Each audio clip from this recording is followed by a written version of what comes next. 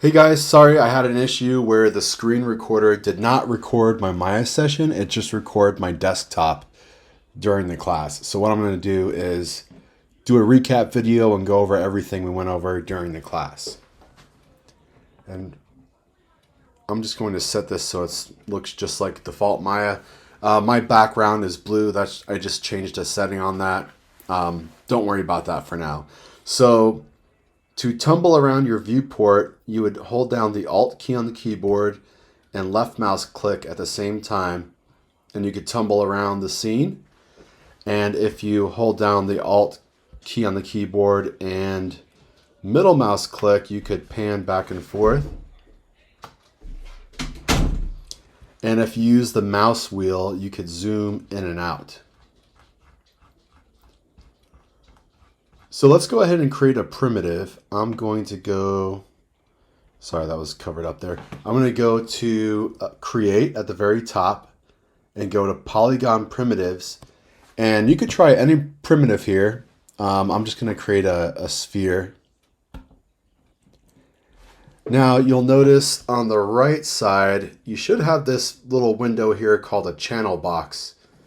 And that's because it has these different channels here, like the translate X, Y, and Z. Translate just means position.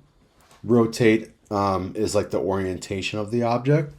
And scale is the scale of the object. So by default, it's set as a scale of 1. And if I change these numbers to like 10, it'll be 10 times the size. I'm going to put that back to 1. Hit enter. Cool. If I click off the object, that stuff disappears because it's only showing what you have selected. So if I select that, now this stuff pops up. And if you look here, it says polysphere. Now this is the construction history that's Maya is using to build this sphere. So if I click on that, I could change the radius. I could change the subdivisions along the axis. So I could crank that up, and I could do the same thing for the height. Now if I go really low, we get this really low poly. A lot of times in video games, we get like really low poly objects to save on memory, and you'll see stuff like this. But when you're working in film or TV and things like that, when you're rendering things, it's not running on a real-time video game, you could have lots of resolution and you get nice shapes with that. So again, you could hold down the Alt key and pan around the scene, or tumble around with the left mouse click and the Alt key, and you could Alt key middle mouse to pan and middle mouse wheel to zoom in and out. Okay, so I'm going to create a cube as well. So I'm going to go create polygon primitives and cube. And I'm going to hit the W key and move that back. So the cube was buried inside the sphere. Now if I, let's say you click off of it and you're like, oh, how do I get that back? You could hold out or hit the 4 key on the keyboard, and you'll go into wireframe mode, and you can like zoom way in, and you can see there's my cube. But let's say you're still having a hard time seeing it. It's really confusing on your eyes. There's a window called the outliner. So if I go to Windows and go to outliner, it's a list of everything that's in your scene.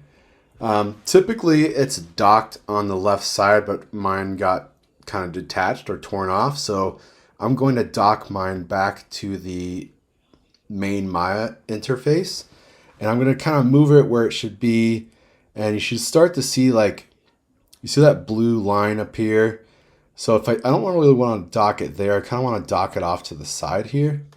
And I think it's in relation to where my mouse cursor is. There we go. So I want to dock it right there.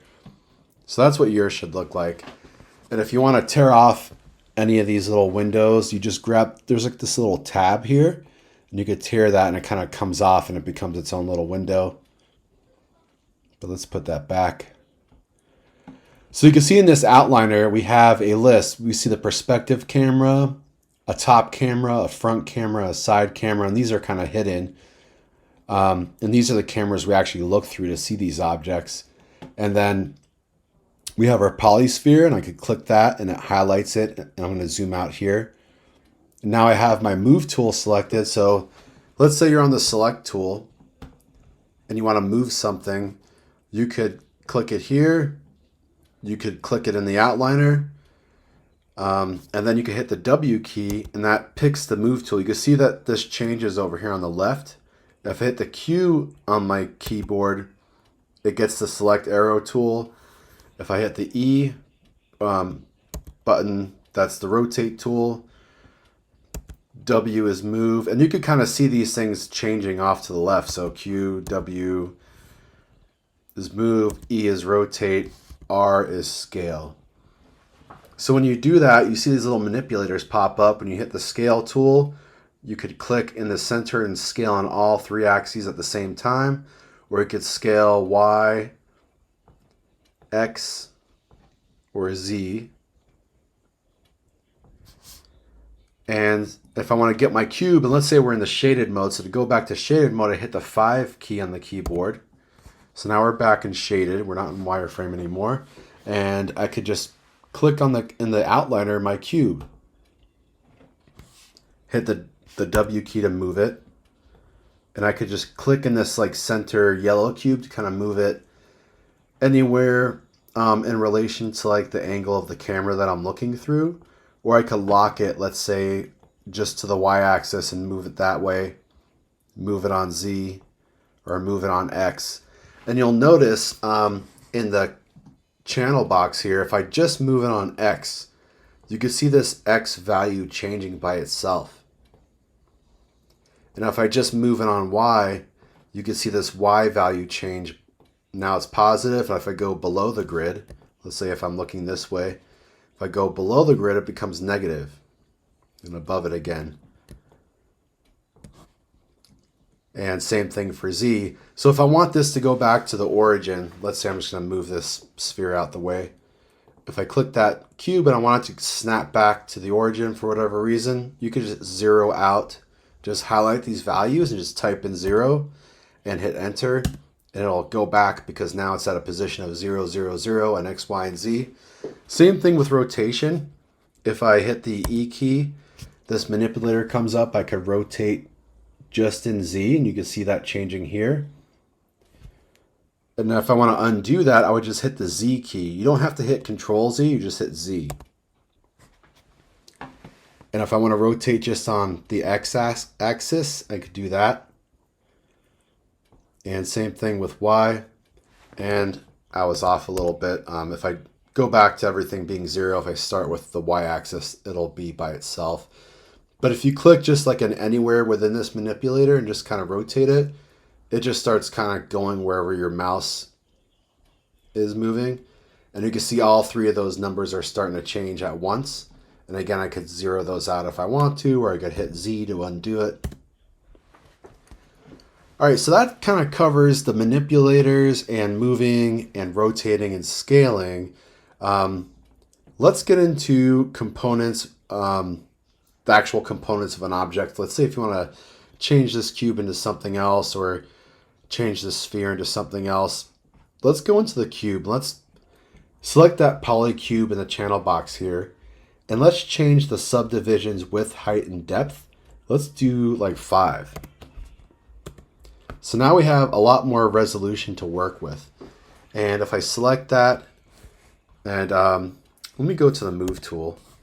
And if I right click on that, I could go to vertex mode. So now we're going to select the actual individual points that make up this polygonal mesh. So I'm going to click one. And actually I have my soft select activated. And to turn that on and off, you would just tap the B key on the keyboard. So if it's off, you're just going to move that one vertex.